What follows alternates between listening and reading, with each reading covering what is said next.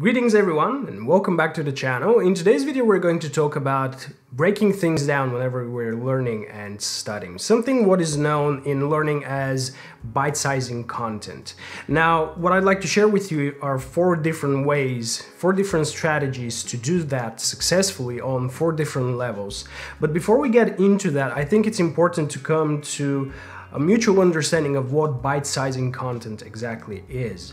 Now, if we draw some more inspiration from the semantic value of the word bite, we can make the parallel between eating and nourishing our mind. So whenever we're having a meal, the same way that we have it piece by piece and we don't try to stuff it all down our throat, otherwise risking to choke ourselves, well, the same way we want to break things down and introduce them piece by piece whenever we are learning, and in doing so, enhancing the quality of our learning experience. Now, in order to successfully bite-size whatever it is that we're learning into what I'd preferably call appropriate learning and studying cycles instead of bites, we can tweak two things. First of all, the number of items that we attend to each and every learning cycle, but also the quality and the amount of time that we allocate on each and every item.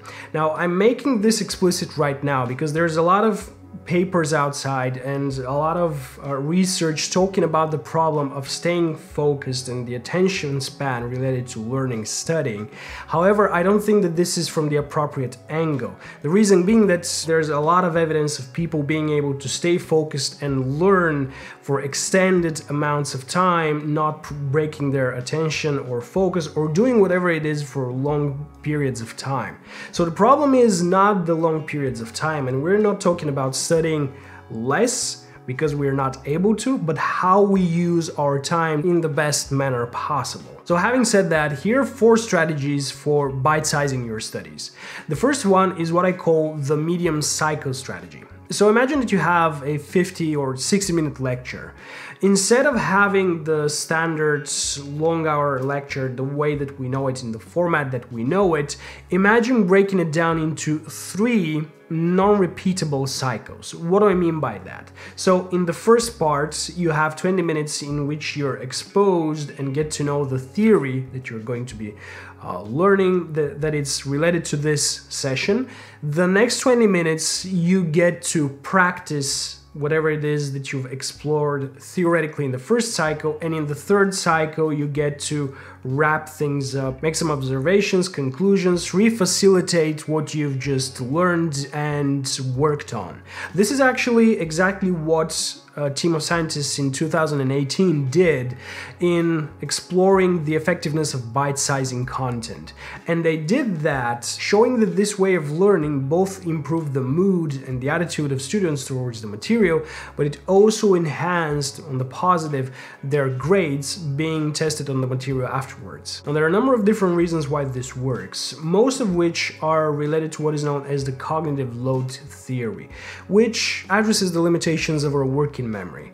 And depending on the sources that you're citing, you'll see different numbers being thrown around, anywhere from 4 to 9 items that we can attend and keep in our working memory at each and every given moment. Now, the way that these items are comprised and what do they stand for and how they're calculated, that's beyond the point of this video in this moment. The important thing is that within these medium cycles, if you have only 15 minutes for theory, there's so much that you can put in as to different new terms, items for the learner to get to know. And then instead of going on with this just surface gliding through material, you actually get to build what is known, again in the context of the cognitive learning theory, what is known as schemas related to the few items that you were presented to.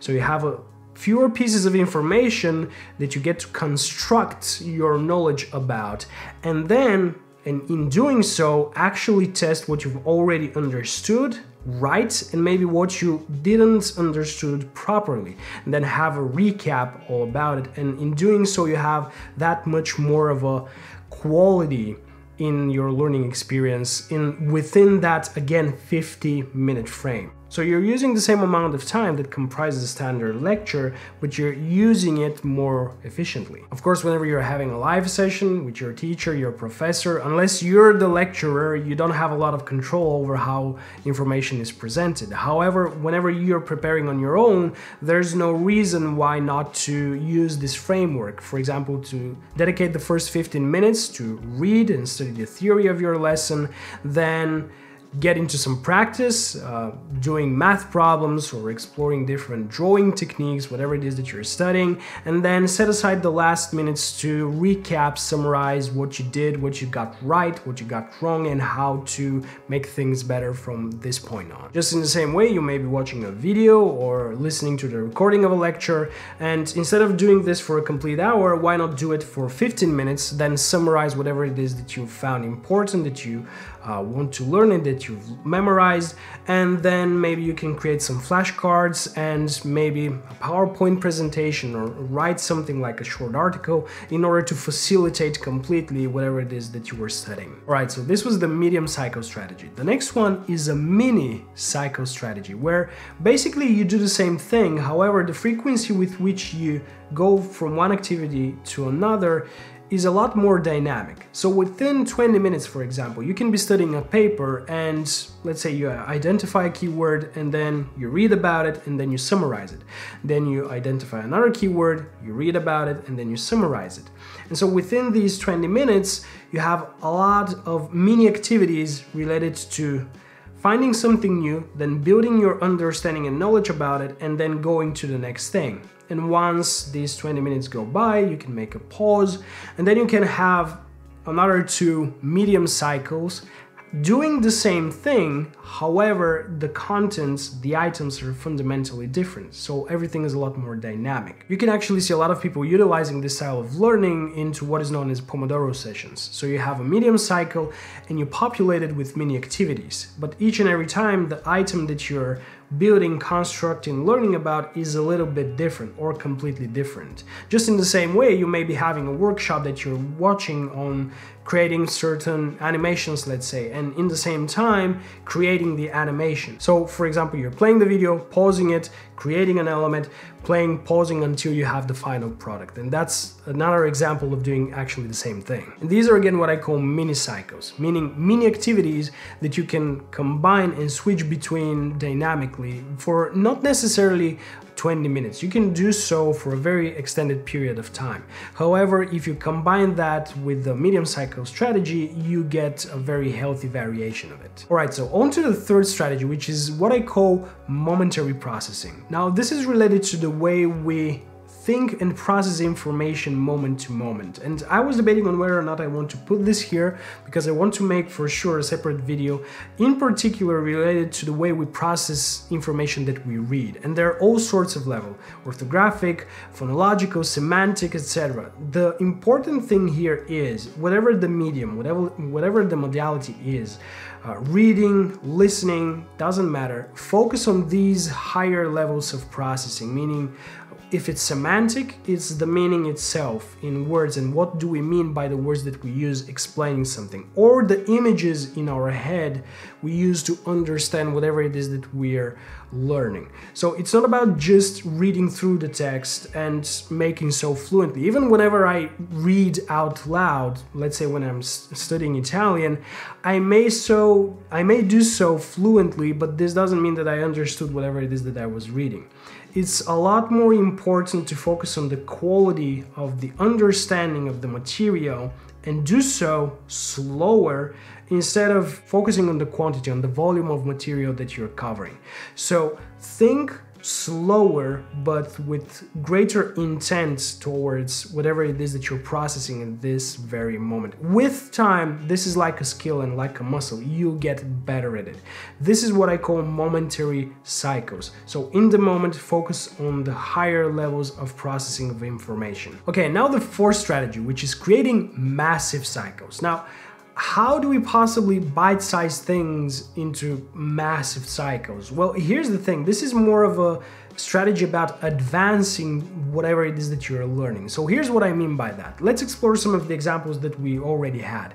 Let's say that we're working on our ability to create some sort of a designer product again. So the first time that we do that is by following along a video. However, the second time that we do that, we can use the video only as a reference to some of the things that we may or may not be sure on how to do. The rest we do from memory. And the third time, we do the whole thing from memory. And if we don't remember something, we try to figure it out. Maybe we come up with something that we didn't expect that it was a possibility in the first place. So now we learn that much more. The same can be actually applied in a more theoretical context as well. Let's say that we have explored a topic, we created our flashcards, our materials. How about we write an essay, referencing the flashcards in order to construct it to the best of our abilities. The third time we can try to do the same thing, referencing the cards less or without referencing them at all, and then see what are the gaps that we have. So what are the things that we know are rock solid into our brain, and what are the things that need more attention. So now we can actually bring more focus to our studies and to attend to the things that really need it. And that's how and why you create these massive cycles, to advance whatever it is that you're learning. And these are 4 strategies to bite-size your studies. And that's all I have for you today. And if you enjoy the content, make sure that you like and subscribe. At any rate, at this point, I thank you sincerely for watching. Keep it bright, and I'll see you all next time.